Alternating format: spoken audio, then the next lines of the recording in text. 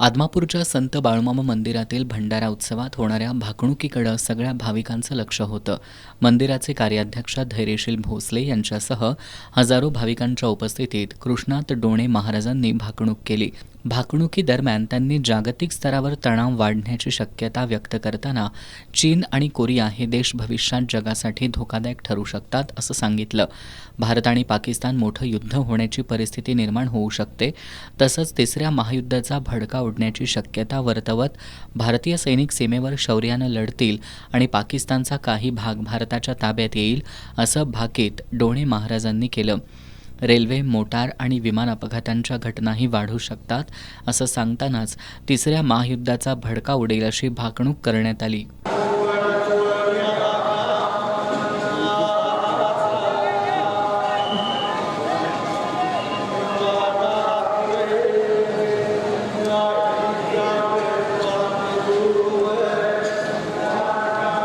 राजकारणातही मोठी उलथापालथ होण्याचा अंदाज व्यक्त करण्यात आला. मोठे पक्ष सत्तेपासून दूर राहतील तर लहान पक्षांची भूमिका महत्त्वाची ठरेल. काही राजकीय नेते मोठ्या घोटाळ्यात अडकून तुरुंगात जातील. देशात मोठ्या चळवळी उभ्या राहतील आणि नव्या कायद्यांची अंमलबजावणी होत राहील असं सांगत महाराजांनी समान नागरी कायदा लागू होण्याचेही संकेत दिले. महागाई वाढून जनतेला मोठा त्रास सहन करावा लागेल. सोन्याच्या किमतीत मोठी वाढ होईल. दरवाढीमुळं सामान्य माणसाचं जगणं कठीण होईल.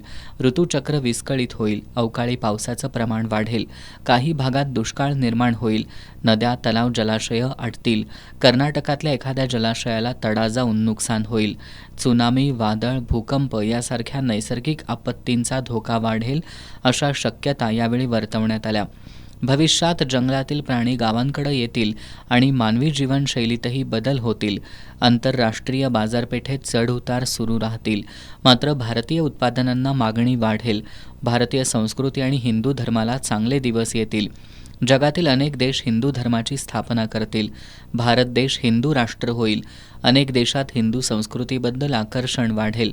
पशुधनाचं महत्त्व वाढून दूध, दुग्धजन्य पदार्थांच्या किमती वाढतील असा अंदाजही व्यक्त करण्यात आला. मानवाला 18 प्रकारचे आजार होतील. विज्ञानाची प्रगती माणसासाठी घातक ठरेल. माणसाचं आयुष्य कमी होईल. 12 वर्षाची मुलगी आई बनेल. तरुण पिढी वाम मार्गाला जाईल. चंद्र सूर्याची अकस्मात टक्कर होईल. जगात 3 दिवस अंधार पडेल. जग दुनिया दिसणार नाही.